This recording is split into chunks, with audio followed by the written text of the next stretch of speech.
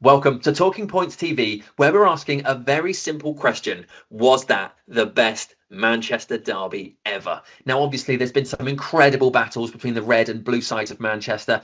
However, when we look at the context of this one, the criticism that came from former United players in terms of the starting lineup, the coaches that Michael Carrick had brought in, the fact that it was Michael Carrick's first game in the dugout since Ruben Amorim was relieved of his duties, and we're playing Pep Guardiola's Manchester City, a team that we know just tend to win and win and win. However, the Reds stepped up and absolutely did them over. 2-0, could have been 3, could have been 4, could have been 5. The officials got a bit carried away, I think we can all agree, when it came to disallowing goals. But what a performance from United, endlessly attacking, really exciting, all the things you want to see your football team do. So was it the best ever Manchester derby? I'll let you decide, let us know in the comments. And when we can look back to Mark Hughes in the dugout for City, Sir Alex for United, 4-3, 97th minute, Michael Owen, winner, that was fantastic. The last game at Old Trafford with a crowd before COVID shut everything down and Scott McTominay scored from miles away. That was also excellent. But there's been some incredible games. Those are ones I've just thought off the top of my head, to be honest. There's been so many good Manchester derbies. Get it in the comments below. Let us know what you think. Let's start by looking at the things you've been writing in Talking Points. Let's start with thoughts about Michael Carrick and how he got on his second debut dugout debut, one of those.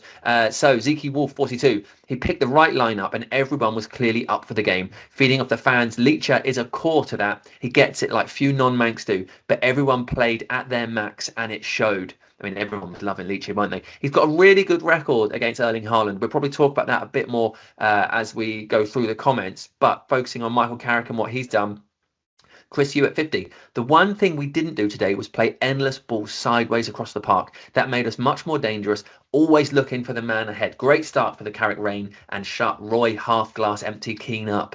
Yeah, it'd be interesting to know what people think about Roy Keane, talking about Johnny Evans coming in, because we have this dynamic where Ruben Amorim isn't doing very well, and then former players, Gary Neville in particular, is saying, well, you need United people in there. You need people who know about the club, who understand the values, who've been in these situations, because they'll deliver. And then when Johnny Evans gets hired, Roy Keane is going on every platform he can find to criticise the idea that Johnny Evans is worth bringing in, when Johnny Evans obviously understands the club. He's been away from United and back, and he's been part of this group of players, not with all of them, but he was within the squad a couple of years ago.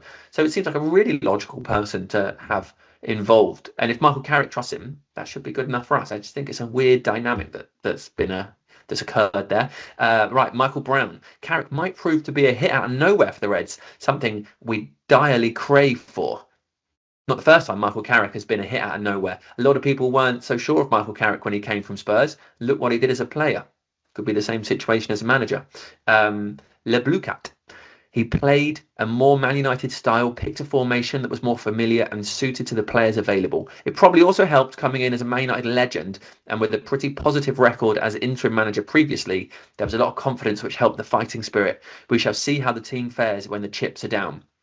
It's a really good point. But the other side of that is you could say, well, the chips were down going into this. We've been knocked out of the FA Cup. We didn't get a win in the 2 games under Fletcher. Amorim's lost his job off the back of a bad run, and we're playing Manchester City. Pretty good time to play City, but could easily have been one of those ones where you go, well, we didn't get up for it. There were a lot of people that were not confident we would get anything out of City and Arsenal, and we've started with 3 points, which is absolutely excellent. Okay, let's move the conversation on. I want to talk about Patrick Dorgu. What do you think about Patrick Dorgu? People have been talking about him. Came in as a left back, and I think it's fair, in his first few games, he's had a few red cards, and there was a back pass, wasn't there? And a few times it looked like maybe this wasn't quite his level and he wouldn't quite adapt. But as a winger, just out of nowhere, just seems absolutely fantastic. So Callum Foy says, yeah, absolutely, he was brilliant. And on the left wing too. Maybe that's his future in a United shirt. With the way he's playing, it'd be hard to argue with it. Joe Ryan, his best game in United shirt, thought he was brilliant on the wing. Adnan Riaz says, fully agree. Jay Whitbread, 100. I'm assuming that's 100%. I really worried for him post Amorim, but he's shown to be useful for any manager. Versatile and a really decent player. Exactly the sort of players you want in your squad, isn't it? Because he can play left back, can play left wing, can play further forward even. You could probably bring him in a little bit. Just someone who's really useful and he's going to give everything he's got every game. That's what you want in the team. He was superb, says Ian Ratcliffe. Getting better every game. It was like a different team yesterday. A fantastic all-round performance. Okay, that is some good praise for Patrick Dorgu that he's earned. But now I want to look at what people are thinking about Sir Jim Ratcliffe. We saw him celebrating. We know he enjoyed the game. He's brought in a new man. So Callum Foy says he's probably thinking, this Carrick fella is all right. He'll do. It'll be interesting to see, because obviously this is just one game, but it is the Manchester derby, and we did win in a really, really great way that's really lifted the club. Could Carrick stay off the back of this? Because if he can build momentum off of it, could be. Joe Ryan says, I hope his inner child inside him is channeled. And he needs to prove he loves the club and is not just using us. Callum Foy says exactly that. It's good to see the fan side coming out of him and being on show. So some praise for Sir Jim Ratcliffe and letting his emotion show. But not everybody thinks that. Jay Red, expect to see him come out of his cave when we get back on good form. Same applies to Wilcox, Barada and co. It's been radio silence since leaving Amrim to get slaughtered by the press for 14 months. Understandably, people very much on different sides of the argument here, different sides of the conversation. So what's he thinking? Dale O'Donnell, his first thought should be, this is what United looks like. Let's see what happens between now and the end of the season. Billy Crabtree, he's thinking, what a great team performance. This team is brilliant. Adnan Rios, he must be thinking, if I sack the manager every time we lose, I could bring in a new one and get a manager bounce, and then we can win the league. I like that, Adnan. That's clever. Jam's Bat, when will I get my investment? Yeah, so Jam's Bat is still thinking that his focus is on money and not on the football. And I guess we'll work this out as time goes on and more is revealed. But hopefully, before anything else, this is the start of some good times for Manchester United, and slowly we'll just start to see the best of these players. I think that was the big problem under Amrin, wasn't it? Is rarely did we see the best of the players, and that's what we want more than anything. See the best of the players, and then we get the best of Manchester United. Right, let's talk about Lisandro Martinez. Mentioned earlier, Lisandro Martinez, and people talked about Erling Haaland, specifically Nicky Butt and Paul Scholes, suggesting that Haaland would throw Martinez into the net. However, he was excellent, kept a clean sheet. The butcher did it again. Joe Ryan says Martinez had some match. Some of the challenges he put in were amazing. If I'm correct, in 7 matches against Haaland, the Norwegian has failed to score 6 times.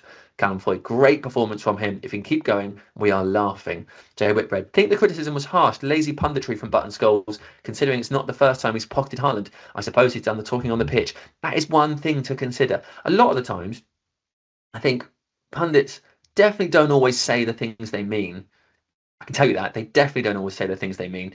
And often they get lost in the same sort of conversations that you hear people having in football, where it's the insight sometimes vanishes and it's just you are just saying the easy things because you're having the conversations and you're not necessarily thinking too deeply about it. And I think there probably was a bit of that. If you told Scholes and Butt beforehand his record against Haaland, how good it was, I mean, they just wouldn't have remembered it at that point, I think, and it just would have come out as not sort of the nonsense that they spouted, to be honest. Scholes did post on Instagram, didn't he, that he was absolutely buzzing for him and he wants to go around his house for a cup of tea. So we should mention, I don't know if anyone knew that he was playing or became aware of Rayan Cherki. Don't know if you know that guy. He plays for City, used to play for Lyon. Anyone know who that is? You know what I'm talking about. He actually played yesterday. I'll just look at some of your comments. Jonathan May says that's twice now he's bowled it against us. Some just can't handle Old Trafford. Rob Dunn says, was he playing? Dan Coombs missing. Has anyone seen Cherki? And Jay Whitbread said, aged like milk. That is because, of course, he suggested that he was going to come to Old Trafford and kill us. And he came to Old Trafford and got very scared and got very nervous and did not deliver anything remotely useful to his team and got beaten. Oh dear.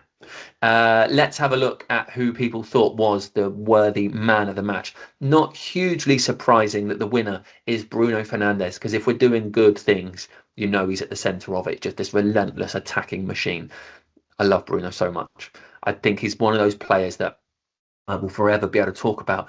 And he makes loads of mistakes, and I don't care, ever. And some people get really annoyed about it, because if you look at the number of players that have come to United in the last 10 years, he's the one that at no point has been burdened by it, and he just keeps taking risks. And I love the risks he takes, because it ends up with him getting endless assists and goals. And loads of people go, yeah, but they could do this, or he could play more sensible passes.